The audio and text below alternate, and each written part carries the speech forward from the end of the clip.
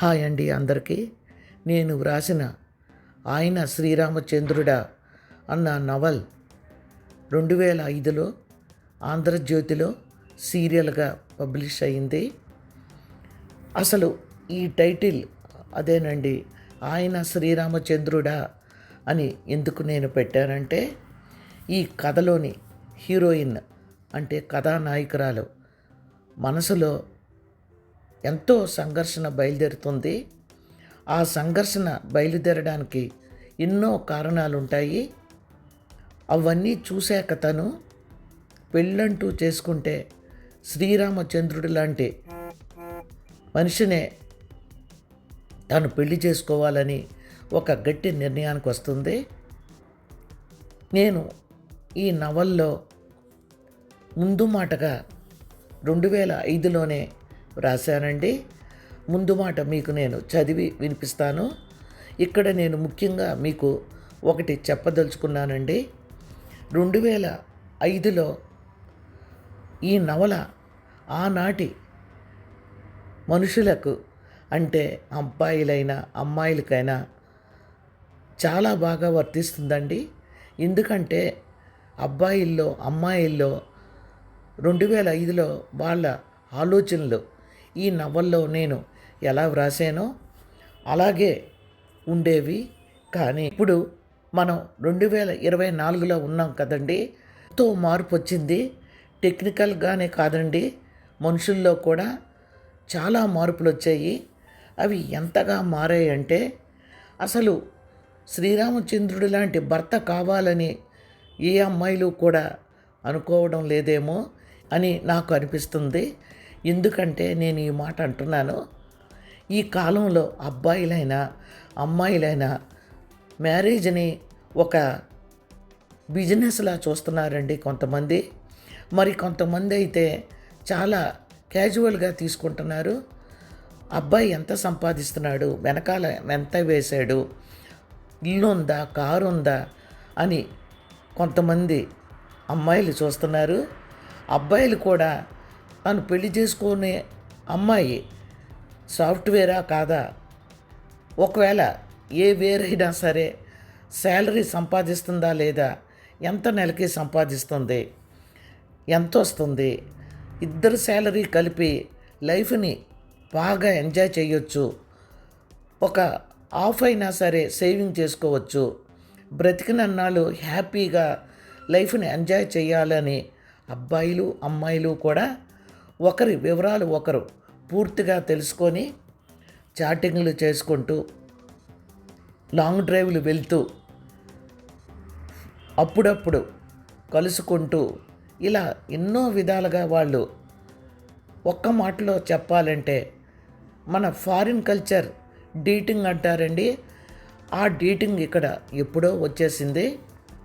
అంతేగాని అమ్మాయి ఇటువంటిది అమ్మా నాన్నని అందరినీ బాగా చూసుకుంటుందా, అందరితో కలిసిపోతుందా అని అబ్బాయి కానీ, ఇక అమ్మాయి అయితే అబ్బాయి రెడీమేడ్గా ఒక్కడే ఉన్నాడా, వాళ్ళ అమ్మా నాన్న మీదకు ఎక్కేరు కదా, తమకి అడ్డంగా ఉండరు కదా అని ఇలా ఎవరికి తోచినట్లు వాళ్ళు ఆలోచించుకొని మరీ పెళ్ళిళ్ళు చేసుకుంటున్నారండి. ఇది మనం తప్పు పట్టడానికి కూడా లేదు. ఎందుకంటే కాలం మారిపోయింది కదండి. ఈ కాలం వాళ్ళకి ఈ కథ కొంచెం కొత్తగా అనిపించవచ్చు. సరేనండి, నేను ముందు మాటలోకి వెళతాను. జీవితం ఒకసారి చెయ్యి జారిందంటే వెనక్కి తీసుకోవడం కష్టం. 100 ఏళ్ల జీవితం 100 రోజులు నిండకుండానే 3 ముళ్ళ బంధం 3 నాళ్ళ ముచ్చటవుతుంది. 6 అడుగుల అందగాడు, విద్యావంతుడు, ఆస్తిపరుడు అయితేనే ఆడపిల్ల జీవితం హాయిగా సాగిపోతుందన్న నమ్మకం లేదు. కట్టుకున్న భార్య అన్న కనికరం లేకుండా, చివరి చూపు కన్నవాళ్ళు చూసుకోవడానికి కూడా లేకుండా, జీవితాంతం తోడు నీడగా ఉండే అర్ధాంగిని ఆనవాళ్ళు లేకుండా చేసి చేతులు దులుపుకుంటున్న మగవాళ్ళని చూసి భయంతో ఆ అమ్మాయి బిగుసుకుపోయింది. సరదాగా సంతోషంగా స్నేహితురాలి పెళ్ళికి వెళ్ళి జీర్ణించుకోలేని చేదు అనుభవం ఎదురైంది. అందుకే గట్టిగా ఒక నిర్ణయానికి వచ్చింది. కథల్లో, సినిమాల్లో వర్ణించే అందగాడు, ఆజానబాహుడు, ఆస్తిపరుడు కాదు తనకు కావలసిందే మనసున్న మనిషి. ఒక్క మాటలో చెప్పాలంటే శ్రీరామచంద్రుడు లాంటి భర్త కావాలని ఆ అమ్మాయి ఆశపడింది. కూతురు కోసం ఎంతో శ్రమ కోర్చి మట్టిలో మాణిక్యం లాంటి వాడే ఆ అబ్బాయి అని తండ్రి చెప్పడంతో సంతోషంగా వివాహం చేసుకుంది. కానీ జరిగిందేమిటి? అమ్మాయి ఆశ నెరవేరిందా లేదా అని మీరు తెలుసుకోవాలంటే ఆయన శ్రీరామచంద్రుడ నావల్ మీరు పూర్తిగా వినవలసిందే. ఈ నావల్ ఆయన శ్రీరామచంద్రుడ పార్టులుగా ప్రతిరోజు పెడతానండి. 20 మినిట్స్ ఆర్ 25 మినిట్స్ పెడుతూ ఉంటాను. మీరు తప్పకుండా ఈ నవల విని మీ అమూల్యమైన అభిప్రాయాన్ని కామెంట్స్ రూపంలో తెలియజేస్తారని ఆశిస్తున్నాను. మీకు ఈ నవల నచ్చితే తప్పకుండా లైక్ చేయండి, షేర్ చేయండి, సబ్స్క్రైబ్ చేయండి. అంతేకాదు బెల్ కూడా ప్రెస్ చేయండి. నేను ఇక మీదట మొదలుపెట్టిన కొత్త నావల్స్ నావి ఈ మధ్యనే 2 పబ్లిష్ అయ్యాయండి. మేనల్లుడు, జానేదేవ్ అనే నవల్స్ మార్కెట్లోకి కూడా వచ్చాయి. అవి కూడా త్వరలో పెడదాం అనుకుంటున్నాను. ఈ ఆయన శ్రీరామచంద్రుడ నవల పూర్తయిన వెంటనే ఆడియో నేను అల్లుడంటే ఇలా ఉండాలి నవల పెడదాం అనుకుంటున్నానండి.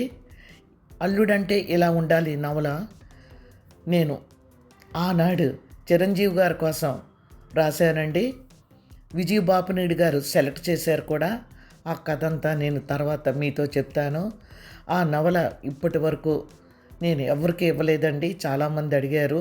ఎందుకంటే నేను వ్రాసిన నవల ఎంతో కష్టపడి మీ అందరికీ చదివి వినిపించి మీ అందరికీ దగ్గర అవ్వాలనుకుంటున్నాను. మీరు తప్పకుండా బెల్ ప్రెస్ చేయండి. నేను కథలే కాకుండా అప్పుడప్పుడు నాకు ఖాళీ లేనప్పుడు వంటలు కూడా పెడుతూ ఉంటాను. మీరు బెల్ ప్రెస్ చేయడం వల్ల నేను పెట్టే వీడియోస్ అన్నీ మీకు నోటిఫికేషన్ కింద వస్తుంది కదండి. అందుకనే మీరు తప్పకుండా నేను పెట్టే నావల్స్ అన్నీ విని మీకు నచ్చితే తప్పకుండా లైక్ చేసి, షేర్ చేసి, సబ్స్క్రైబ్ చేసుకోండి. బెల్ కూడా ప్రెస్ చేయండి. ఇక నేను నవల్లోకి వెళ్తాను. ఆయన శ్రీరామచంద్రుడ పార్ట్ 1. అందరూ బస్సు ఎక్కారా? ఇంకా ఎవరైనా ఉన్నారా? ముందు బస్సులో జనం ఎక్కి కూర్చొని అరగంట పైనే అయింది. ఇంకా రారేంటి అని కాస్త చిరాగ్గా, కాస్త కోపంగా అన్నాడు ఆనందరావు. బస్సు ఎక్కుతున్న రమణి, మీరు ముందు వెళ్ళి బస్సు హారను కొడుతూ ఉండండి, అప్పుడు అందరూ పరిగెత్తుకొని వస్తారు అందే. మంచి సలహానే ఇచ్చావు, కానీ ఆ ఒంటి నిండా నగలేమిటి? అసలే సందకాడ ప్రయాణం. అక్కడికి వెళ్ళినాక పెళ్లి సమయంలో నగలు వేసుకోవచ్చు కదా అన్నాడు కంగారుగా ఆనందరావు. చాలండి, అలా పెట్టెలో పెట్టుకుంటేనే ప్రమాదం. ఇలా ఒంటి మీద వేసుకుంటే ఏ దొంగాడైనా వచ్చాడనుకోండి, ఇవన్నీ ఒట్టి గిల్టు నగలు బాబు, బంగారం అయితే ఇలా వేసుకుంటానా చెప్పు అని అంటాను. ఎలా ఉందండి నా ఐడియా అంది. రమణి మాటలకి ఆనందరావు కోళ్ళు మండిపోయింది. ఆ దొంగోడు చెవిలో పువ్వు పెట్టుకొని వస్తాడు అనుకుంటున్నావా? నీ మాటలు నమ్మడానికి నీ ఇష్టం వచ్చినట్టు చెయ్యి, లోపలికి ముందు వచ్చి కూర్చో అన్నాడు కోపంగా ఫ్రెండ్స్ వైపు చూసి అంది వినోదిని. అబ్బబ్బా, మీరు వెధవ జోక్స్ వేయకండి. అసలు ఈ పెళ్ళికి ఎందుకు నేను ఒప్పుకున్నాను అనుకున్నారు? మా నాయనమ్మని బాధ పెట్టడం ఇష్టం లేక సరే అన్నాను మ్యారేజ్కి. మీరందరూ హాయిగా పీజీ చేస్తారు, నాకు అప్పుడే వెధవ పెళ్ళి అంది. వినోదిని కళ్ళల్లో నీళ్ళు చూసేటప్పటికి అప్పటి వరకు ఆటలు పట్టిస్తున్న ఫ్రెండ్స్ బిక్కమొకాలు వేశారు.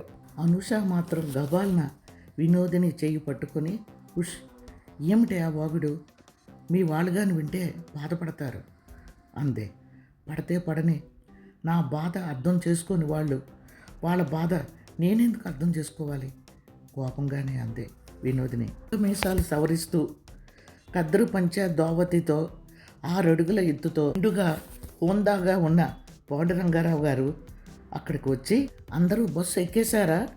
తాగడానికి తినడానికి ఏమైనా కావాలంటే చుక్కమ్మని సుందరంని అడగండి, కావలసినవన్నీ బస్సులో ఉన్నాయి అని అన్నారు. ఒరే తౌడు, గుడ్లన్నీ కరణం గారి దొడ్డులో కట్టేసావా? పైడిగాడిని అబ్బుల్ని ఇంటికాడ గట్టిగా కాపలా కాయాలని చెప్పేవా అన్నారు. 4 వీధులు వినబడేటట్లు మాట్లాడుతున్న పాండురంగారావు గారి గొంతు విని వినోదిని స్నేహితులందరూ ఆశ్చర్యంగా ఒకరి ముఖాలు ఒకరు చూసుకున్నారు. ఆ గొంతుకి భయపడే నేను ఈ పెళ్లికి ఒప్పుకున్నాను చచ్చినట్లు అంది బాధగా వినోదిని. స్నేహితులందరూ ఒకరి ముఖాలు ఒకరు చూసుకొని నవ్వుకున్నారు. మీకు నవ్వులాటగానే ఉంటుందే నా బాధ అని బొంగమూతి పెట్టింది వినోదిని. అందరూ బస్సు ఎక్కారు. స్టార్ట్ చేయవయ్యా అని డ్రైవర్ని చూస్తూ గట్టిగా అరిచారు పాండురంగారావు గారు. రైట్ అన్నాడు క్లీనరు. ఆకాశంలో హాయిగా ఎగురుతున్న పక్షుల 2 హైటెక్ బస్సులు బయలుదేరాయి. వీడియోలో ఎమ్మెల్యేల సినిమా రావడంతో అందరి దృష్టి ఆ సినిమా చూడడంలో లీనమయ్యింది. హాయిగా లంకంత మీ ఇంటిలో మ్యారేజ్ చేయకుండా తిరుపతిలో ఎందుకే పెళ్లి పెట్టారు అంది రమ్య. ఏం చెప్పమంటావు, అదొక సెంటిమెంటు. మా నాయనమ్మ మొక్కుకుందట అంది చిరాగ్గా వినోదిని. మొక్కుకుందా? ఎందుకు? ఏమని? ప్లీజ్ చెప్పవు, నా మీద ఒట్టు అంది బొంగమూతి పెట్టి నీలిమ. ఎందుకా? నా మొగుడు శ్రీరామచంద్రుడు లాంటి వాడు వస్తే తిరుపతిలో నా పెళ్లి చేస్తాను అని మొక్కుకుందట. అర్థమైందా తల్లి అంది చిరుకోపంతో వినోదిని. ఇంకా మ్యారేజ్ అయి 1 సంవత్సరమైనా కాకుండా హస్బెండ్ శ్రీరామచంద్రుడో శ్రీకృష్ణుడో ఎలా తెలుస్తుంది అని అర్థం కానట్లు ముఖం పెట్టింది నీలిమ. కరెక్ట్గా చెప్పావు. పెళ్ళైనాక కొన్నాళ్ళు గడిచినాక ఆ మహానుభావుడు బుద్ధిమంతుడు యోగ్యుడు అని తెలిసిందనుకో, లేక పండంటి బిడ్డ పుట్టినాక తిరుపతి వస్తామని ఇలా కదా మొక్కులు మొక్కుకుంటారు. మీ నాయనమ్మ ఏంటి ముందే మొక్కేసింది? అడ్వాన్స్గా ముందే మొక్కు కూడా మీరు తీర్చేస్తున్నారు అంది నవ్వుతూ అనూష. అనూష మాటలకు రమ్య నీలిమ వినోదిని నవ్వారు. యముండా అంటూ యముడు పెద్ద కోన్ ఐస్ క్రీమ్ తింటున్న దృశ్యం టీవీలో రాసాగింది. అంతవరకు ఇష్టం లేకుండా పెళ్ళి జరిగిపోతున్నందుకు బాధపడుతున్న వినోదిని ఆ బాధను మర్చిపోయి మంచి సీను చూద్దాం అంటూ సినిమా చూడడంలో లీనమైపోయింది. అందరికీ స్నాక్స్ అరటిపళ్ళు టిఫిన్ ఇచ్చి కాఫీ పాలు మధ్యగా ఎవరికి ఏది కావాలో వాళ్ళని అడిగి వాళ్ళకి దగ్గరుండి అవన్నీ ఇప్పించు ఆనందరావు అని పాండురంగారావు గారి గొంతు విని ఇంచుమించు బస్సులో వాళ్ళందరూ బాకా పట్టుకొని చెవిలో మాట్లాడినట్లుగా చెవులు చేత్తో నొక్కుకొని నవ్వుకోసాగారు. కంగారుగా ఆనందరావు సీటులో నుండి లేచి, అలాగే బావగారు అన్నట్టు సుందరం చుక్కమ్మ బస్సు ఎక్కిందా లేదా అన్నాడు. హాయ్ ఎక్కానండి, నిసేస్తే చీర నలిగిపోతుందని వెనకాల కూకున్నాను అని చకచక బస్సు వెనక సీటులో నుండి వచ్చి బుట్టలో అరటిపళ్ళు చేతిలోకి తీసుకుంది. ఎత్తుకు తగ్గట్టు లావుగా గుండ్రంగా చక్రాల్లా ఉన్న కళ్ళతో నవ్వితే తలుక్కున మెరుస్తున్న పలవరస, నడుం దాటి మిగుతుగా వేసుకున్న వాలుజాడ సన్నని నడుం మీద లయబద్ధంగా ఊగుతుంటే వినోదిని స్నేహితులందరూ చుక్కమ్మ వైపు కన్నార్పకుండా చూడసాగారు. ఎవరే ఈ విలేజ్ బ్యూటీ? చాలా బాగుంది కదూ. ఇలా తలో మాట వినోదిని స్నేహితురాలు అంటుండగానే చుక్కమ్మ మా ఇంట్లో వంట చేస్తుంది అంది. ఇంత అందమైన చుక్కమ్మని వదిలి ఎందుకు పనికిరాని వికారంగా కనిపించే ఓ బజారు దానిని ఉంచుకున్నాడు చుక్కమ్మ భర్త. చుక్కమ్మ ముఖం కూడా చూడ్డు అంది వినోదిని బాధగా. మై గాడ్, నువ్వు చెప్తున్నది నిజమేనా? ఇంత అందమైన మనిషిని వదిలి ఎవత్తునో ఉంచుకున్నాడా? వాడెవడో కానీ కనబడితే చెప్పుతో కొట్టాలని ఉంది కోపంగా అంది అనూష. చుక్కమ్మ చాలా మంచిదే, మా ఇంట్లోనే ఉంటుంది అంది బాధగా వినోదిని. మరి ఆ ప్రక్కన దొమ్మల గుండెలా పిప్పల బస్తాలా ఉన్నాడు వాడెవడు? చుక్కమ్మ వెనకాలే తిరుగుతున్నాడు, ఇందాకటి నుంచి నేను చూస్తున్నాను అంది అనూష.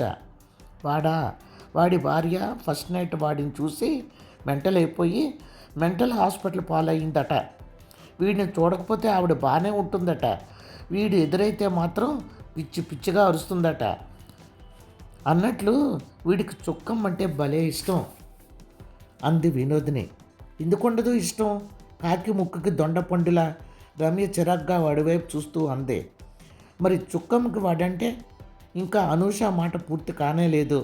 వాడంటే చుక్కమ్మకి ఒళ్ళు మంట. వాళ్ళిద్దరు తగులు తీర్చలేక నేను చస్తుంటాను అంది వినోదిని.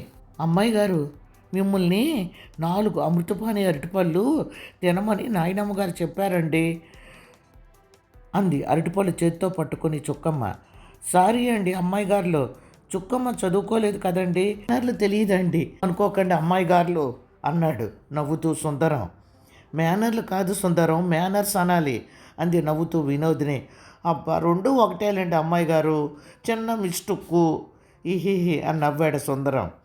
అబ్బా, నవ్వుతుంటే భయం వేస్తుంది విను, వీడి నవ్వు చిన్నపిల్లలు చూస్తే భయపడతారు అంది చిన్నగా వినోదిని చెవులో అనూష. నీ ముఖం, చిన్నపిల్లలేం కర్మ, అప్పుడప్పుడు నేనే భయపడుతుంటాను అంది వినోదిని.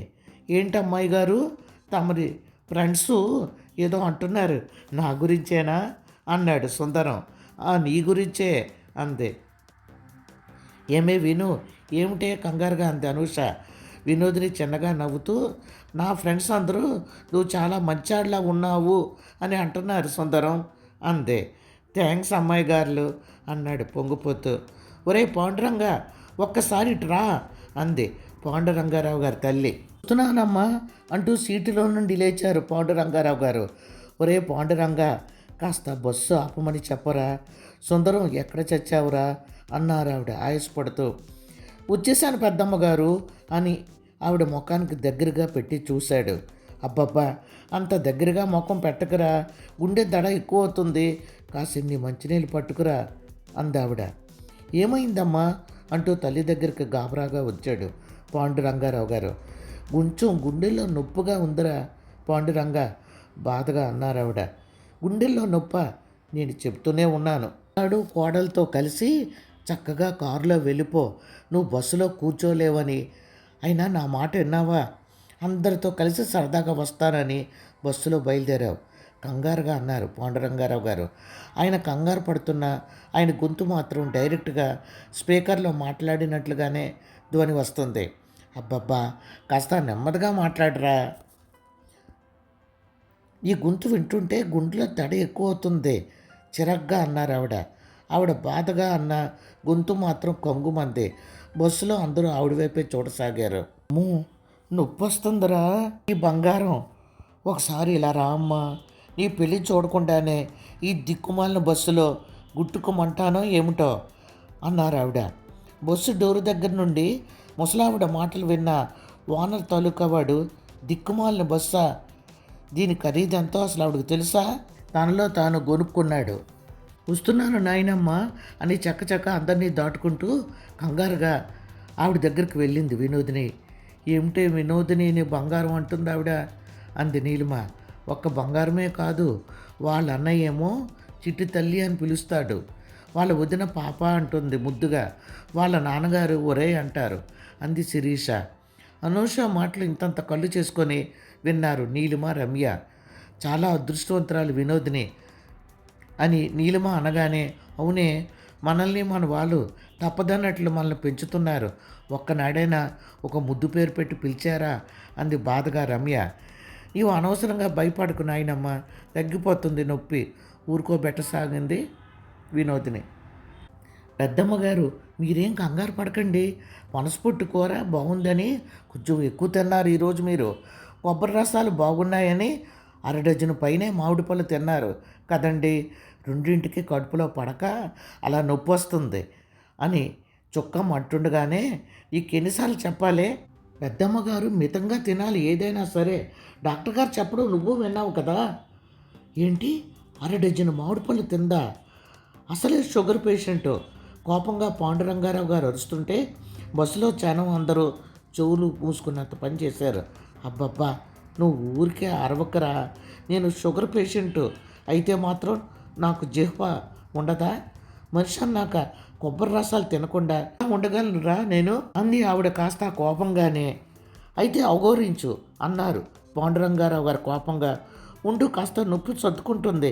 అయ్యో అటు చూడరా, మంచి సీన్ వస్తుంది, ఎముడు డ్యాన్స్ చేస్తున్నాడు, చాలా బాగుంటుందిరా ఈ పాట, నువ్వు పోయి కూర్చో అన్నారు ఆవిడ. కోపంగా పాండురంగారావు గారు వెళ్ళి తన సీట్లో కూర్చున్నారు. బస్సు బయలుదేరింది. పాట పూర్తి అయ్యిందో లేదో, అమ్మో నొప్పి నొప్పి, అయ్యో చచ్చిపోతున్నాను, పాండురంగా రారా, చచ్చిపోతున్నాను రా, బంగారం పెళ్ళి చూడకుండానే వెళ్ళిపోతానో ఏమిటో పైకి అని బాధగా మూలగసాగింది ఆవిడ. మళ్ళీ ఏమైందే, ఇప్పటి వరకు బాగానే ఉన్నావు కదా, ఇంతలో మళ్ళీ నొప్పి వచ్చిందా, సీటులో నుండి కంగారుగా వస్తూ అన్నారు పాండురంగారావు గారు. ముందా దిక్కుమాలిన బస్సు ఆపమని చెప్పరా, పాట చూస్తూ నొప్పి భరించాను, ఇక భరించలేనురా అన్నారు ఆవిడ. మళ్ళా ఎముడి పాట పెట్టించమంటారా అమ్మా, అమాయకంగా అంది చొక్కమ్మ. నువ్వు నోరు ముయ్యవే అమ్మ బంగారం, తొందరగా రా తల్లి, ఈ నొప్పి మామూలు నొప్పిలా లేదు, అదేదో ఈ మధ్యన హార్ట్ అటాక్ అంటున్నారు కదా, కొంపతీసి ఆ నొప్పి కాదు కదా అని గుండె చేత్తో నొక్కుకోసాగారు. వస్తున్నాను నాన్నమ్మ అంటూ గబగబా వెళ్ళింది వినోదిని చెయ్యి గట్టిగా పట్టుకొని బాధగా కళ్ళు మూసుకున్నారు ఆవిడ. నాయనమ్మ కంగారుగా పిలిచింది వినోదిని. పాండురంగారావు గారికి తల్లి పరిస్థితి చూస్తుంటే ఆవిడ ఏమీ అయిపోదు కదా అన్న అనుమానం వచ్చింది. ఆపండ్రా, కొంగుమంది ఆయన గొంతు. ఆయన అరుపుకి డ్రైవ్ చేస్తున్న డ్రైవర్ ఎదిరిపోయి కస్సున బ్రేక్ వేసి బస్సు ఆపాడు. అమ్మ ఎలా ఉంది, నువ్వు ఇలా చీటికి మాటికి నొప్పి అంటుంటే నా పై ప్రాణాలు పైనే పోతున్నాయి. నీకు జరగకూడదు ఏదైనా జరిగితే ఈ కొడుకు భరించలేడమ్మా, నీ మనుమరాలు పెళ్ళి నీ ఆశీస్సులతో జరగాలి, దాని పిల్లలను నువ్వు వాడించాలి, నీ కొడుకు ఆశమ్మ. పాండురంగారావు గారి కళ్ళలో తడి చూసి మాతృప్రేమ ఆవిడలో పొంగి పొర్లిందే. పాండురంగా ఏమిట్రా అలా బాధపడుతున్నావు, చాచా నాకేం కాదులేరా, నువ్వు అన్నట్లు అరటిపళ్ళు రసాలు బాగా లాగించేశానురా, దానికి తోడు పనసపొట్టు కూర, ముసలి ప్రయాణం వీటిని భరించొద్దు, బంగారం పెళ్ళి దాని పిల్లలు అన్నీ నేను చూస్తానురా ఈ కళ్ళతో, నువ్వు వెళ్ళి కూర్చో అన్నారు ఆవిడ. నాయనమ్మ ఇప్పుడు ఎలా ఉంది నొప్పి, తగ్గిందా అంది వినోదిని. తగ్గింది బంగారం, బాగా తగ్గింది, కాసేపు నా దగ్గర కూర్చోవు, చిన్నపిల్లల బ్రతిమలాడుతున్న ధోరణిలో అన్నారు ఆవిడ. అలాగే నాయనమ్మ, నేను ఈ దగ్గరే ఉంటాను, పడుకో ప్రేమగా తల మీద చెయ్యి వేసి జో కొడుతూ అంది వినోదిని. పెళ్లివారు బస్సులు తిరుమల చేరుకున్నాయి. బస్సులు వెళ్ళి స్టార్ హోటల్స్ దగ్గర ఆగాయి. ఎదురుగా అభిరామ కొంతమంది పనివాళ్లతో నిలబడి ఉన్నాడు. అందరూ బస్సులో నుండి సామాన్లు పట్టుకుని దిగసాగారు. అభిరామ్ దగ్గర నిలబడి ఉన్న పనివాళ్ళు గబగబా వచ్చి బస్సు దిగుతున్న వాళ్ళ చేతుల్లో నుండి సామాన్లు అందుకున్నారు. అప్పటి వరకు చల్లదనంతో హాయిగా బస్సులో ప్రయాణం చేసిన వాళ్ళు బస్సు దిగి బయట వాతావరణం వేడికి, అబ్బా ఉష్ మై గాడ్ చాలా వేడిగా ఉంది, బయట ఎండ మండుతుంది అనుకున్నారు వాళ్ళల్లో వాళ్ళు. బస్సు దిగి అందరూ నడుచుకుంటూ గబగబా వెళ్ళి రూములు ఆక్యుపై చేయసాగారు. కొంతమంది ఏసీ గదుల్లోకి వెళ్ళి అమ్మయ్య ఏసీ ఉంది, ప్రాణం హాయిగా ఉంది అనుకున్నారు. కొందరు ఎవరో తరుముకొస్తున్నట్లు ఏసీ గదుల్లోకి పరిగెత్తి ఏసీ ఆన్ చేసుకొని మంచం మీద వాలిపోయారు. ప్రకృతి దృశ్యాలకి పరవశించే కొందరు అక్కడి వాతావరణం చెట్లు చేమలు చూస్తూ నిలబడ్డారు. వినోదిని, నీలిమ, రమ్య, అనూష మాత్రం ఏసీ గదిలోకి నడిచి మంచాల మీద అడ్డంగా పడి గది నలుమూలలా చూడసాగారు. వినోదిని మాత్రం ప్రక్కకు తిరిగి పడుకొని శూన్యంలోకి చూడసాగింది. అబ్బబ్బా వినోదిని, ఇంకా ఏమిటి అలా ఉంటావు, గది చూడు ఎంత బ్రహ్మాండంగా ఉందో, స్నానం చేసి హాయిగా పడుకొని కళ్ళలు కను అంది నవ్వుతూ. కోపంగా నీలిమ వైపు చూసింది వినోదిని. ఇంకోసారి మీరెవరైనా జోకులు వేశారో. ఇంకా వినోదిని మాట పూర్తి కానే లేదు. ఏం చేస్తావు, మమ్మల్ని తిడతావా తిట్టు, అక్కడికి నీళ్ళు అనరాని మాటలు అన్నట్లు ఏమిటా కోపం అంది అనూష. అబ్బబ్బా అది అసలే టెన్షన్ ఫీల్ అవుతుంటే ఏడిపిస్తారు ఎందుకు అంది రమ్య. నీకు ఎన్నిసార్లు చెప్పినా అర్థం కాదు, నేను బాధపడుతున్నది ఎందుకో ఆలోచించలేందుకు. అప్పటికే వినోదిని కళ్ళల్లో నీళ్లు నిండాయి. ఫ్రెండ్స్ వినోదిని కళ్ళల్లో నీళ్లు చూసి ఆశ్చర్యపోయారు. అనూష గాబరాగా వినోదిని దగ్గరికి వెళ్ళి, ఏమైంది నీకు, ఎందుకు నువ్వు ఇలా ఫీల్ అయిపోతున్నావో నాకైతే అర్థం కావడం లేదు. ఒకవేళ శ్రీకాంత్ గాని నీకు నచ్చలేదా? చెప్పవే లాలింపుగా అంది అనూష. మీకు ఎలా చెప్తే అర్థమవుతుంది? నాకు ఇప్పట్లో పెళ్లి చేసుకోవాలని లేదు, ఇంకా చదవాలని, లోకం గురించి పూర్తిగా అవగాహన చేసుకోవాలని ఏవేవో కోరికలు. ఆ కోరికలు మీకు పిచ్చిగా అనిపించవచ్చు, బాధగా అంది వినోదిని. వినోదిని, నువ్వు డల్గా ఉండడానికి కారణం ఇదా? నువ్వు ఇంతలా అనవసరంగా బాధపడిపోతున్నావు. ఎందుకంటే 50 ఏళ్ళు 60 ఏళ్ళు వచ్చినా కూడా చాలామంది పరీక్షలు వ్రాసి డిగ్రీలు పొందుతున్న వాళ్ళు ఉన్నారు, రీసెర్చ్ చేసి డాక్టరేట్ పొందుతున్న వాళ్ళు కూడా ఉన్నారు. ఇక లోకం గురించి అంటావా? ఇప్పటికన్నా మ్యారేజ్ అయినాక ఇంకా బాగా అవగాహన చేసుకోవడానికి అవకాశం ఉంటుంది అంది అనూష. ఇంతకీ పెళ్ళికొడుకు శ్రీకాంత్ అందంగా ఉంటాడా అంది రమ్య నవ్వుతూ. కానీ నెమ్మదిగా అందంగా ఉన్నారా అని అడుగుతారేటి అమ్మాయి గారు? అచ్చం సినిమా హీరోలాగా ఉన్నాడు. మా వినోదిని అమ్మాయి గారి కోసం పుట్టాడా అన్నట్లు అంత అందంగా ఉంటారండి అబ్బాయి గారు అంది చుక్కమ్మ. సుందరం అందరికీ కాఫీలు తెచ్చివ్వసాగాడు. చుక్కమ్మని శ్రీకాంత్ ఎలాగుంటాడు అని అడిగే బదులు మనం వెళ్ళి చూసొస్తే బాగుంటుంది, ఏమంటావాను అంది నీలిమ. ఏంటమ్మాయి గారు, నేను చెప్పిన మాటలు నమ్మడం లేదా? కావాలంటే ఇంకా వివరంగా చెప్తాను వినండి. అబ్బాయి గారు 6 అడుగులు ఎత్తండి, పచ్చని జామ పండు లాంటి రంగు అండి, విగ్గులాంటి ఉంగరాలు జుత్తండి, ఇక మొహం అదేనండి ముఖం ఇప్పుడు సినిమాలో వస్తున్నాడు చూడండి హిందీ హీరో, అచ్చం అలాగుంటాడండి. చుక్కమ్మ వర్ణనకి సుందరం తనివి తీరా తడిమి చూసుకున్నాడు తనని తాను. అబ్బా చుక్కమ్మ శ్రీకాంత్ గురించి కళ్ళకు కట్టినట్లు వర్ణించి అదరగొట్టేసింది. ఇంత చక్కటి వార్త చెప్పినందుకు చుక్కమ్మకి బహుమతి నీ మెడలో పచ్చలహారం ఇత్తువా లేక మమ్మల్ని ఇమ్మందువా అంది వినోదిని వైపు చూస్తూ రమ్య నవ్వుతూ. రమ్య మాటలకు అందరూ గొళ్ళు నవ్వారు. చుక్కమ్మ మాత్రం ఆశ్చర్యంగా చూస్తూ, ఏంటమ్మాయి గారు, ఈ అమ్మాయి గారు డ్రామాల్లో వేషాలు వేస్తారా అంతే. చాచా, డ్రామాల్లో కాదు చుక్కమ్మ, సినిమాల్లో వేస్తూ ఉంటుంది. నువ్వు రమ్య చేసిన సినిమాలు చూడలేదా అంది నీలిమ నవ్వుతూ. అయ్య బాబోయ్, సినిమాల్లో వేషాలు వేస్తారా? ఈ నెలలో డజను సినిమాలకు పైగానే చూశానండి, ఏ సినిమాలోనూ అమ్మాయి గారు కనబడలేదేంటండి ఆశ్చర్యంగా అంది చుక్కమ్మ. అమ్మాయి గారు చచ్చి మీ కడుపున పుడతాను, నాలాంటి వాళ్ళకి మంచి ఛాన్సు సినిమాలో ఉంటుందట కదండి. ఒక్క వేషం సినిమాలో వేయడానికి ఛాన్స్ ఇప్పించండి అమ్మాయి గారు అన్నాడు బ్రతిమలాడుతున్న ధోరణిలో సుందరం. కంగారుగా సుందరం వైపు చూసి, నువ్వు నా కడుపున పుడతావా కేవ్వమంది రమ్య. అబద్ధం ఎందుకు చెప్తానండి, ఒట్టండి.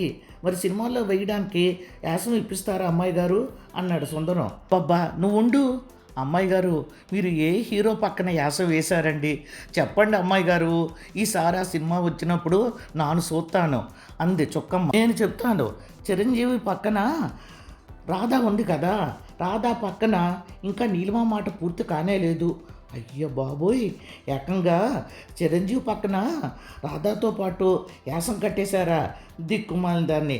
ఆ సినిమా చూడలేదు, మళ్ళీ వచ్చినప్పుడు చూస్తాను అమ్మాయి గారు. ఆ సినిమా పేరు చెప్పండి, మర్చిపోయాను అంది చుక్కమ్మ ఆతృతగా. చిరంజీవి పక్కన రెండో హీరోయిన్ సిమ్రాన్ డ్యాన్స్ చేస్తూ ఉంటుంది. రాధ పక్కన 25 మంది పైన డాన్సర్స్ ఉంటారు, వాళ్ళల్లో రమ్య కూడా డ్యాన్స్ చేసింది అంది నవ్వుతూ ఆట పట్టించాలని అనూష. ఓ ఇంతేనా, నేను అప్పుడే అనుకున్నాను చిరంజీవి పక్కన యాసం ఎవరెత్తారు అని రయ్యమని గదిలో నుండి వెళ్ళిపోయింది చుక్కమ్మ. యూ రాస్కెల్ నిన్ను అని చెయ్యెత్తి అనూషని కొట్టడానికి లేచింది రమ్య. అనూష తలుపు తీసుకొని వీధిలోకి పరిగెత్తింది. రమ్య వెనకాలే పరిగెత్తింది. అమ్మాయి గారు, చిన్న వ్యాసమైనా ఇప్పించండి, నాకు సినిమాల్లో వ్యాసం వేసినాక నా ముఖం చూసుకోవాలని ఉందండి. కాఫీ కప్పులు తీసుకొని వెనకాలే పరిగెత్తాడు సుందరం. పాండురంగారావు గారు ముందుగా హోటల్ బుక్ చేయడం వల్ల ఏసీ రెస్టారెంట్లోకి పెళ్లివారు వెళ్ళేటప్పటికి వాళ్ళని ఆహ్వానిస్తూ బ్యానర్లు కనిపించాయి. మగ పెళ్లివారు ఇంచుమించు 100 మంది పైనే ఉన్నారు. మిగిలిన వాళ్ళంతా ఆడపెళ్లివారి తాలూకా వాళ్ళే. బంగారం ఎక్కడే తల్లి, ఈ నాయనమ్మ నీ పెళ్ళి కల్లారా చూడాలనే బ్రతికుంది. చుక్కమ్మ ఆవిడని నడిపిస్తూ తీసుకువెళ్తుండగా తనలో తాను అనుకుంటూ వినోదిని కోసం చుట్టూ చూడసాగింది. దమ్మగారు, అలా అనకండి, ఇంతమందిలో అమ్మాయి గారిని పట్టుకొని బంగారం బంగారం అని గట్టిగా అరిస్తే కోపం తెచ్చుకుంటారు అంది చుక్కమ్మ. నువ్వు నోరు ముయ్యవే అని గట్టిగా అరిచి వినోదిని కోసం ఆవిడ కళ్ళు వెతకసాగాయి. స్నేహితులతో కలిసి వస్తున్న వినోదిని చూసి ఇక్కడకు రమ్మనవే, రేపు పెళ్ళయ్యి అది వెళ్ళిపోతే అప్పటి నుంచి నేను ఒక్కదాన్నే మిగిలిపోతానుగా దిగులుగా అందావిడ. చుక్కమ్మ గబగబా వెళ్ళి వినోదినితో బామ్మగారి మాటలు చెప్పింది. విను, నువ్వు చాలా అదృష్టవంతురాలివే, ఆవిడ బామ్మగారి ప్రేమని మొత్తం పొందేవు అంది రమ్య. అదిగో నువ్వు ఇలా మళ్ళీ డ్రామా డైలాగులు మొదలు పెడితే ఇందాకట్లా నేను ఏడిపించవలసి వస్తుంది అంది నవ్వుతూ వినోదిని. స్నేహితులందరూ కలిసి బామ్మగారు టేబుల్ దగ్గరికి వెళ్ళారు. వచ్చారా అమ్మ, రండి రండి అన్నారు ఆవిడ ఆదరంగా. మామగారు, ఈరోజు మీరు మా అందరితో కలిసి భోజనం చేయాలి. మీకు వినోదిని ఒక్కతేనా మనుమరాలు? మేమందరము మీ మనుమరాలమే, కంగారు పడకండి, ఈ ఒక్కరోజు మాత్రమే మామగారు అంది రమ్య. అయ్యో, దానికేం భాగ్యం అమ్మా, నాకు మీరందరూ వినోదినితో సమానమే అన్నట్లు మీ అందరికీ పెళ్ళిళ్ళు ఎప్పుడు? వారం రోజుల ముందే మీ పెళ్ళిళ్ళకి వచ్చేస్తాను అభిమానం నిండిన స్వరంతో అందావిడ. రండి మామగారు, ముందు మీరు కూర్చోండి అని అనూష వెళ్ళి మామగారి చేయి పట్టుకొని నడిపించి కుర్చీలో కూర్చోబెట్టింది. అభిమానంగా అనూష చేయి పట్టుకొని, శ్రీరామచంద్రుడు లాంటి మొగుడు నీకు రావాలమ్మా, ఈ బామ్మ మాట ఒట్టినే పోదు అన్నట్లు నీ పేరు అనురాధ కదమ్మా అంతే. లేదండి అనూష అంత చిన్నగా నవ్వుతూ. అటు చూడు, హోటల్ మేనేజ్మెంట్ వాళ్ళు కష్టపడి ఎంత చక్కగా బ్రైడ్ గ్రూమ్ అని వ్రాసి టేబుల్ మీద అరేంజ్ చేశారో, కొనులు విందుగా ఉంది కదూ అంది రమ్య. ఉండు, నీ పని చెప్తాను. సుందరం ఎక్కడ? వాడిని పిలుస్తాను అంది కోపంగా వినోదిని. అబ్బబ్బా, అటు చూడే, ఆ టేబుల్ దగ్గర శ్రీకాంత్ కూర్చున్నాడే కానీ అతని కళ్ళన్నీ ఇటువైపే చూస్తున్నాయి. పాపం ఫ్రెండ్స్ కూడా కూర్చోకుండా మన వైపే చూస్తున్నారు. ఒకవేళ వినోదినిని మనం అక్కడికి తీసుకువస్తాం అని ఏమో ఆశగా చూస్తున్నారు అంది నీలిమ. నీ ముఖం, మనం వెళ్ళడం ఏమిటి? శ్రీకాంత్ వినోదినిని అక్కడికి వస్తుందేమో అని ఎదురు చూస్తున్నట్లు ఉన్నాడు. అంతేకాదు ఫ్రెండ్స్కి ఏదో చెప్తున్నాడు చూడు అంది రమ్య. ఇంకా రమ్య మాట పూర్తి కానే లేదు. శ్రీకాంత్ స్నేహితులందరూ బామ్మగారు టేబుల్ దగ్గరకు వచ్చారు. బామ్మగారు బాగున్నారా అండి? అయ్యో పెద్దవారు, నమస్కారం పెట్టడం మర్చిపోయాం. నమస్కారం బామ్మగారు అని అందరూ ఏకకంఠంతో అన్నారు. ఏమర్రా అబ్బాయిలు, అసలు విషయం ఏమిటో చెప్పండి, అనవసరంగా గ్యాస్ కొట్టడం ఎందుకు అన్నారు ఆవిడ నవ్వుతూ. ఆవిడ మాటలకు అందరూ బిక్క మొక్కలు వేసి ఏం మాట్లాడాలో తెలియనట్లు ఒకరి మొక్కలు ఒకరు చూసుకున్నారు. చెప్పండారా, చల్లకు వచ్చి మొంత దాచడం ఎందుకు? అదేనండి బామ్మగారు, శ్రీకాంత్ వినోదిని వాళ్ళు ఇద్దరూ కలిసి భోంచేస్తే బాగుంటుంది అని మిమ్మల్ని అడగడానికి వచ్చాం అన్నాడు శ్రీకాంత్ స్నేహితుల్లో ఒకడు. ఏంటి నాయనా నువ్వు చెప్తున్నది? ఇద్దరు కలిసి భోజనం చేస్తే బాగుంటుందా? ఎందుకు బాగుండదు? కానీ మా బంగారం అసలే భయస్తురాలు, రాత్రికి ఎలాగో భోజనం చేయకూడదు. ఈ పూటైనా సరిగా భోజనం చేయకపోతే ఎలాగో అచ్చట్లు ముచ్చట్లు ఎలాగో రేపు నుంచి ఉంటాయి కదా నాయనమ్మ. నీకు ఎలా థ్యాంక్స్ చెప్పాలో తెలియడం లేదు. ఎన్నాళ్ళకి మంచి మాట అన్నావు మెచ్చుకోలుగా వినోదిని. నేను ఎప్పుడు మంచి మాటలే అంటానే తల్లి అందావిడ. అలా అంటే ఎలా బామ్మగారు? ఇద్దరూ ఒకచోట భోజనం చేస్తే బాగుంటుంది. రమణ, ఒరేయ్ నువ్విట్రా, ఎందుకురా వినోదిని ఫ్రీగా భోజనం చేయకుండా గొడవ చేస్తున్నారు? బామ్మగారు, వాళ్ళ మాటలు ఏం మీరు పట్టించుకోకండి అన్నాడు అభిమానంగా శ్రీకాంత్. అనూష శ్రీకాంత్ మాటలకు విన్నావా అంది నెమ్మదిగా వినోదిని చెవి దగ్గరగా ముఖం పెట్టి. విన్నాలే అంది కాస్త ఆడపిల్ల సహజమైన సిగ్గుతో వినోదిని. అమ్మయ్య, ఇప్పుడు పెళ్లి కూతుర్లా కనబడుతున్నావు అంది రమ్య. నోరు ముయ్యవే అంది వినోదిని. చాలా మంచివాడిలా ఉన్నాడు అంది నీలిమ. మంచివాడు కాదు, బుద్ధిమంతులా ఉన్నాడు అంది మెచ్చుకోలుగా అనూష. ఏవర్రా పిల్లలు, కబుర్లకేం కానీ కూరలు టేస్ట్ చేయండి అమ్మా. వెదవ కంట్రోలు అదేనర్రా, డైట్ కంట్రోల్లో ఏదో అంటున్నారు కదా, కాస్త మానేసి సుష్టిగా అన్ని రకాలు తినండి. అప్పుడే మీరు నమనమలాడుతూ ఉంటారు. ఏం పిల్లలో ఏంటో, ఊదితే ఎగిరిపోయేటట్టు అంత సన్నగా ఉన్నారేటర్రా అంది బామ్మగారు. అబ్బబ్బా, అంత గట్టిగా అనుకున్నాయినమ్మా, అందరూ మన వైపే చూస్తున్నారు అంది చిన్న గొంతుతో వినోదిని. పెద్దమ్మగారు, మిమ్మల్ని అన్నీ తినేసి మళ్ళీ కడుపు నొప్పి తెచ్చుకోవద్దు అని పెద్దయ్య గారు మీతో చెప్పమన్నారు. ఆ మాట హైట్గా తినమన్నారు అమ్మగారు అంది చుక్కమ్మ. నువ్వు నోరు మూసుకుని తగలడవే, కడుపులో నొప్పికి గుండెలో నొప్పికి మాటలు ఉన్నాయిలే అందావిడ. హైట్గా ఏమిటే అంది నీలిమ అర్థం కాక. అదా లైట్ అన్న దానికి వచ్చిన తెప్పలు అంది నవ్వుతూ వినోదిని అన్న మాటలకు స్నేహితులతో పాటు శ్రీకాంత్ వాళ్ళు కూడా నవ్వసాగారు. అబ్బబ్బా కబులకేం తొందరరా, బెండకాయ వేపుడు అదిరిపోయిందర్రా అని మామగారు భోజనం తినడంలో లీనమయ్యారు. ఏ వినోదిని అటు ఒకసారి చూడవే, పాపం శ్రీకాంత్ చాలా బుద్ధిమంతులా ఉన్నాడు, వేషాలు వేయకుండా బుద్ధిగా తింటున్నాడు అంది రమ్య.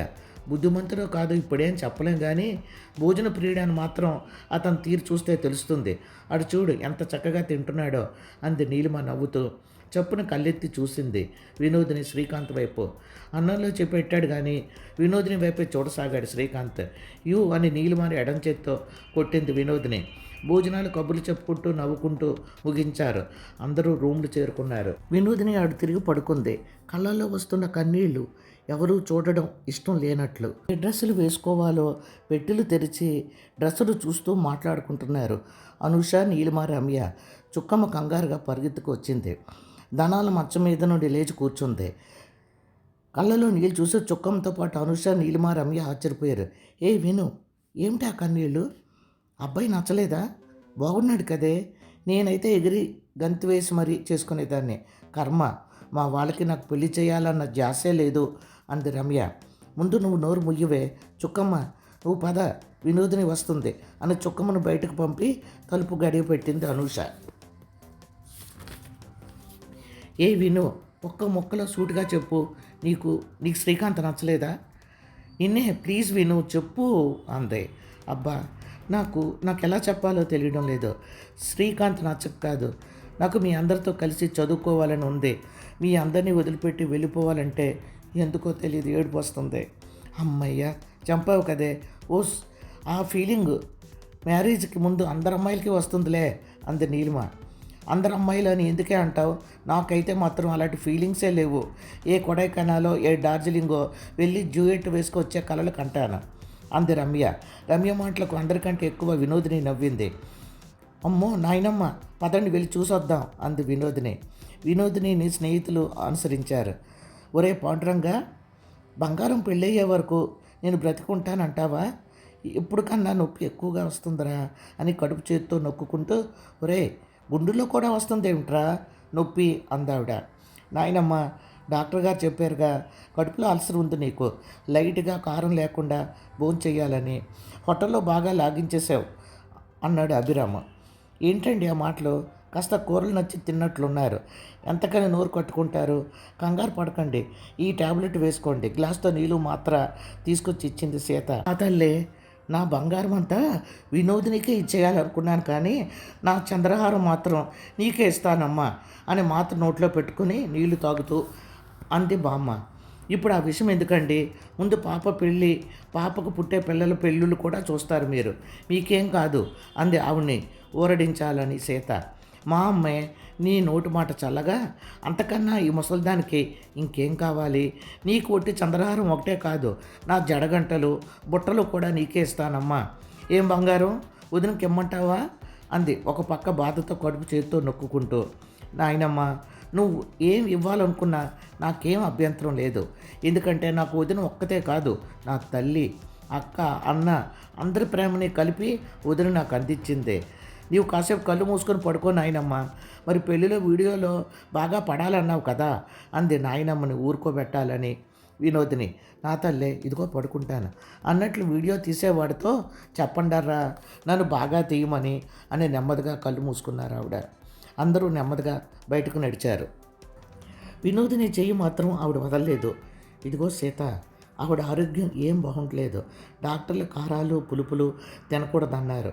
అంతేకాదు, ఆవిడ ఏం తిన్నా అతి తక్కువగా తినాలి అన్నారు. ఎవరో ఒకరు ఆవిడ భోజనం చేస్తున్నప్పుడు కనిపెట్టుకుంటూ ఉండండి, ఆవిడ ఆపరేషన్ కూడా పనికిరాదని చెప్పారు అన్నారు పాండురంగారావు గారు. అలాగేనండి, భోంచేసే సమయంలో బామ్మగారికి నొప్పి ఏం గుర్తు రావడం లేదు, నచ్చిన కాస్త ఎక్కువే వేసుకుంటున్నారు, అప్పుడు తినకండి అని ఎలా చెప్పాలో తెలియక. ఇంకా సీత మాట పూర్తి కానే లేదు, ఒళ్ళు మండిపోయింది పాండురంగారావు గారికి. అలాగని బాగా తిని ఇలా బాధపడితే చూడగలవా అమ్మా? కస్సుమన్నారు ఆయన కోపంగా. కొంచెం భయంగా మామగారి వైపు చూసింది సీత. పెద్దమ్మగారు మాత్రం ఎన్నాళ్ళు నోరు కట్టుకుంటారండి, బెండకాయ వేపుడు కొబ్బరి పచ్చడి బాగుందని కొంచెం ఎక్కువే వడ్డించుకున్నారు అంది చుక్కమ్మ. కొంచెం ఎక్కువే వేసుకుందని మెల్లగా చెబుతావేమిటే, నువ్వు ఉండి ఏం చేస్తున్నావు? అసలే ఆరోగ్యం ఆవిడకి బాగాలేదు, ఒకదానికొకటి జరిగితే ఇలాంటి సమయంలో, ఒరేయ్ నువ్వేం కంగారు పడకరా, ఆ యముడు నా ప్రాణం తీసుకెళ్ళడానికి వస్తే నేను వెళ్తానేమిట్రా, ముప్పు తెప్పులు పెట్టి ఆ యముడిని బుట్టలో వేస్తాను. నా బంగారు తల్లి పెళ్ళి ఈ కళ్ళతో చూసి ఆనందించే వరకు నా ప్రాణం తీసుకువెళ్ళొద్దని ఆ మాట ఈ మాట చెప్పి యముడిని ఉంచి పెళ్ళయ్యాక సంతోషంగా నా ప్రాణం తీసుకువెళ్ళమంటాను. ఆ తర్వాత నా బంగారు తల్లి కడుపును పుడతాను. ఆవిడ మాటలకు అందరూ నవ్వుకోకుండా ఉండలేకపోయారు. రంగారావు గారు ఎవరికీ కనిపించకుండా కళ్ళల్లో ఏదో పడినట్లు కళ్ళద్దాలు తీసి కళ్ళు తుడుచుకొని తల్లి పక్కన కూర్చొని తల మీద చెయ్యి వేసి నిమరసాగారు. అమ్మా, మాకు పెద్ద దిక్కు నువ్వు తప్ప ఎవరున్నారు చెప్పు. మనవరాలి పెళ్లి చూసి దాని ఇంటికి వెళ్ళి 4 రోజులు ఉండి వస్తానని పెళ్ళి కుదిరిన దగ్గర నుండి ఊరేగుతున్నావు. అందరికీ చెప్తున్నావు కూడా. ఊరేగడం ఏంటి అయ్యగారు, పెట్టెలో బట్టలు కూడా రెడీగా నాతో పెట్టించేశారు అన్నట్లు అయ్యగారు, నేను అమ్మగారు కూడా వెళ్తానండి. ఎందుకంటే పెద్దమ్మగారికి వేళకి మందులు ఇవ్వాలి కదండి అంది చుక్కమ్మ. చాలే, మందులు ఇవ్వడానికి నువ్వే వెళ్ళాలా? నేను వెళ్తే బజారు నుండి సరుకులు కాయగూరలు తీసుకొస్తాను. ఆ పట్టణంలో నువ్వు అడుగు తీసి బయటపడితే చటుక్కున తప్పిపోతావు. మగాడిని, నేను తప్పిపోయినా పర్వాలేదు అన్నాడు సుందరం. చాలే, పెద్ద చెప్పొచ్చావు. నువ్వు తప్పిపోయినా పర్వాలేదని నొక్కి ఏం చెప్పక్కర్లేదు. ఆ పట్టణంలో అందరూ నిన్ను చూసి భయపడి జాగ్రత్తగా అమ్మాయి గారి ఇంటి దగ్గర అప్పచెప్పి ఇక మీదట బయటికి పంపకండి, ఇతన్ని పంపితే కేసు పెడతామంటారు కదండి అమ్మాయి గారు అంది చుక్కమ్మ. చూడండి పెద్దయ్య గారు, చుక్కమ్మ ఎలా అంటుందో. అయితే నేను వెళ్ళొద్దా అండి? అక్కడ అందరూ నన్ను చూసి భయపడకుండా ఫెయిర్ అండ్ లవ్లీ, సంతూర్ సబ్బు, పౌడరు అన్నీ రాసుకుంటున్నానండి. కిందటి నెల జీతంలో అన్నీ కొనేసానండి అయ్యగారు అన్నాడు. అందరూ పకాలు నవ్వారు. అమ్మో అమ్మో, అందుకే కాబోలు అమ్మాయి గారి పెళ్ళి కుదిరిన దగ్గర నుండి రోజుకో అదేదో చూపు అనుకున్నాను, అది ముఖానికి తెగ రాసేస్తున్నాడండి.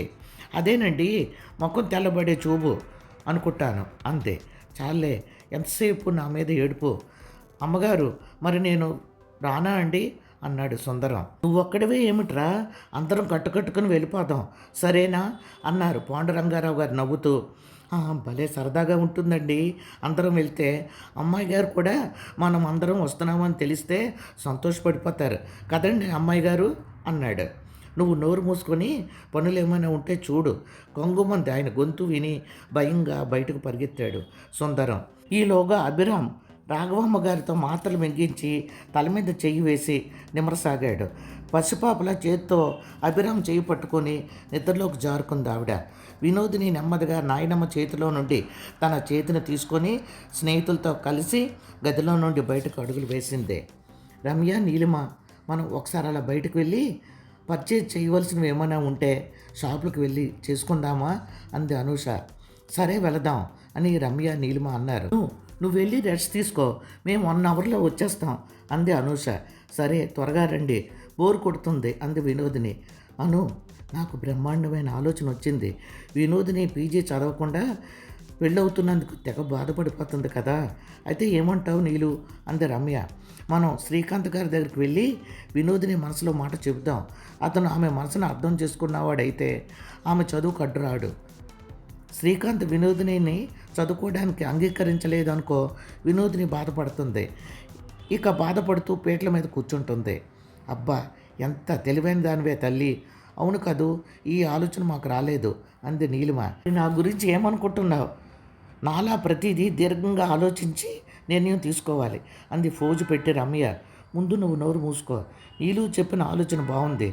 ఒకవేళ శ్రీకాంత్ చదువుకోవడానికి ఒప్పుకోలేదు అనుకో, పని కట్టుకుని వెళ్ళి వినోదినితో ఎందుకు చెప్పడం, కాముగా ఊరుకుందాం, పదండి వెళ్దాం అంది అనూష.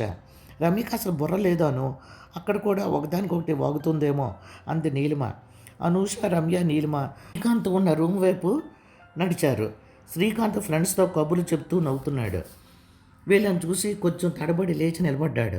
శ్రీకాంత్ ఫ్రెండ్స్లో కొంతమంది క్రాఫ్ట్ సెర్చ్ చేసుకుంటే, మరి కొంతమంది జేబులో నుండి దువ్విని తీసుకొని వెనక్కి తిరిగి చక్కచక్కగా దూకున్నారు. శ్రీకాంత్ ఇబ్బందిగా వాళ్ళ వైపు చూసి కళ్ళతో సైగ చేసేటప్పటికి దూకుంటున్న వాళ్ళు చప్పున జేబులో నెలలు పెట్టేశారు. అనూష, వినోదిని, రమ్య శ్రీకాంత్ దగ్గరకు వచ్చారన్న మాటే కానీ ఏం మాట్లాడాలో తెలియదు అన్నట్లు ఇబ్బందిగా ఒకరి మొక్కలు ఒకరు చూసుకోసాగారు. ముందుగా అనూష చిన్నగా కళ్ళెత్తి శ్రీకాంత్ వైపు చూసి, మీతో కొంచెం మాట్లాడాలి, కూర్చోండి ఒరే మీరు అని ఫ్రెండ్స్ వైపు శ్రీకాంత్ చూసేటప్పటికి కంగారుగా అనూష, వాళ్ళు ఉన్నా పర్వాలేదు, మా వినోదిని అని అనూష మాట పూర్తి కాకుండానే మీరు మీరు మీ మనసుని కొంచెం విశాలం చేసుకోవాలండి అంది నీలిమ. శ్రీకాంత్ ముఖం చిన్నబోవడం చూసి కంగారుగా, అదేనండి మా వినోదిని, మా వినోదిని. అబ్బా, ముసుగులో గుద్దులాట ఎందుకు కానీ జరిగిందంతా చెప్పే అంది రమ్య. శ్రీకాంత్ కొంచెం కంగారు పడ్డాడు. అబ్బబ్బా, మీరెవరూ మాట్లాడకండి అని జరిగిందంతా చెప్పింది నీలిమ. నీలిమ మాటలకి చిన్నగా నవ్వాడు శ్రీకాంత్. అమ్మయ్య, అడలు కొట్టేశారండి, ఏమిటో అనుకున్నాను. మీ ఫ్రెండ్ నిరభ్యంతరంగా చదువుకోవచ్చు, 2 పూటల యూనివర్సిటీకి ఇంటికి డ్రాప్ చేసే జాబుకి నేను రెడీగా ఉన్నానని చెప్పండి అన్నాడు నవ్వుతూ. థ్యాంక్ యూ వెరీ మచ్ అండి అంది అనూష. మీరు నిజంగా ఎంత మంచివారండి, మిమ్మల్ని చూసే మగవాళ్ళందరూ మీలాగా మారడానికి ప్రయత్నించాలి మెచ్చుకోలుగా అంది రమ్య. శ్రీకాంత్ రమ్య మాటలకు తెగ మొహమాట పడిపోవడం చూసి, సారీ, మీరు రమ్య మాటలు కంగారు పడకండి, దానికి తల కొంచెం ఆశ్చర్యంగా నీలిమ వైపు చూసి, పాపం నిజంగా ఈవిడికి అను చూడవే దీని మాటలకి శ్రీకాంత్ గారు నిజంగా నాకు ఏమిటే నీళ్ళు ఈ మాటలు, శ్రీకాంత్ గారు చాలా థ్యాంక్స్ అండి, ఇప్పుడే వెళ్ళి వినోదినికి ఈ శుభవార్త చెబుతాం అంది అనూష. జవాబుగా శ్రీకాంత్ నవ్వాడు. ఏంటి అను, నా గురించి చెబుతావు అనుకుంటే థ్యాంక్స్ అండి అని గొప్పగా చెప్తావా, నేను నిజంగా మెంటల్ కేసు ఏమో అని శ్రీకాంత్ అనుకుంటాడేమో, ఎంత సిగ్గుచేటు కోపంగా అంది రమ్య. అబ్బబ్బా, ఇప్పుడు శ్రీకాంత్ నేను మెంటల్ అనుకుంటే నష్టం ఏమిటి అంది నీలిమ.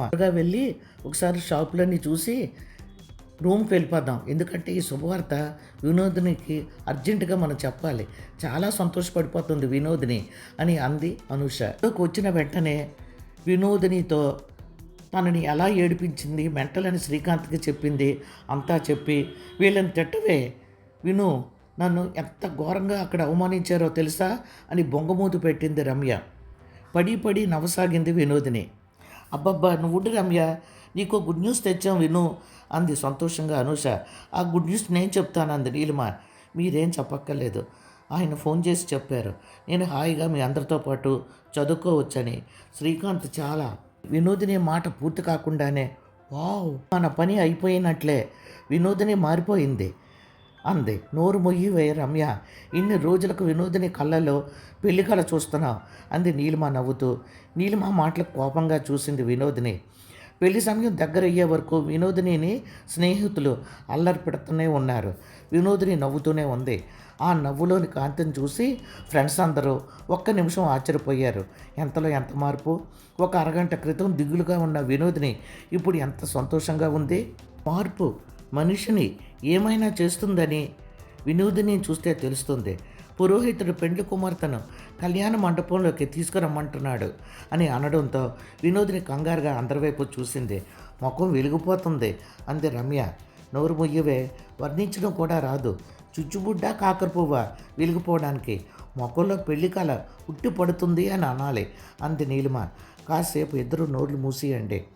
విను, అడ్వాన్స్గా చెప్తున్నాను, wish you happy married life అంది అనూష. థ్యాంక్ యూ చిన్నగా అనూషకి వినబడేటట్లు నవ్వుతూ అంది వినోదిని.